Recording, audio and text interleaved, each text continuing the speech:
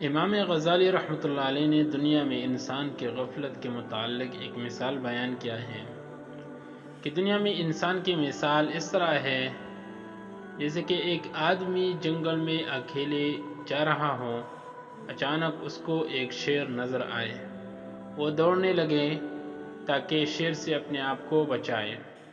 شیر اس کے پیچھے دوڑنے لگا۔ دوڑتے دوڑتے اس کو ایک کنواں نظر آ گیا۔ کنویں کی ڈول کی رسی پکڑ کر وہ نیچے اترنے لگا۔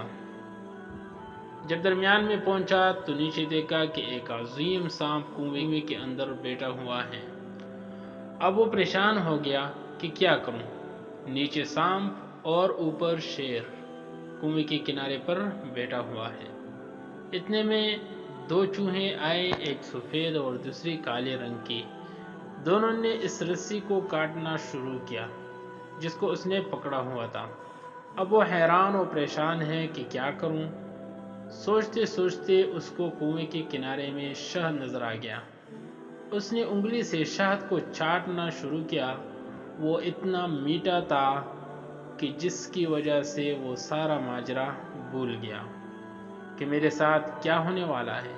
اوپر جاؤں گا تو شیر ہے، نیچے جاؤں گا تو سانپ ہے، اور دو چوہے لگے ہوئے ہیں اس رسی کو کاٹ رہے ہیں۔ تو لازمی بات ہے جب رسی کٹ جائے گی تو میں نیچے گر جاؤں گا۔ یہی مثال دنیا میں انسان کی غفلت کی ہے۔ یہ جو شیر تھا یہ موت ہے جو انسان کے پیچھے لگا ہوا ہے، اور جو کنواں ہے یہ انسان کا قبر ہے جس میں ہر صورت انسان کو جانا ہے، اور یہ جو رسی ہے یہ انسان کی 60 یا 70 سال کی زندگی ہے، اور جو دو چوہے ہیں ایک سفید اور دوسری کالی، یہ دن اور رات ہے جو انسان کی زندگی کو کاٹنے میں مصروف ہے۔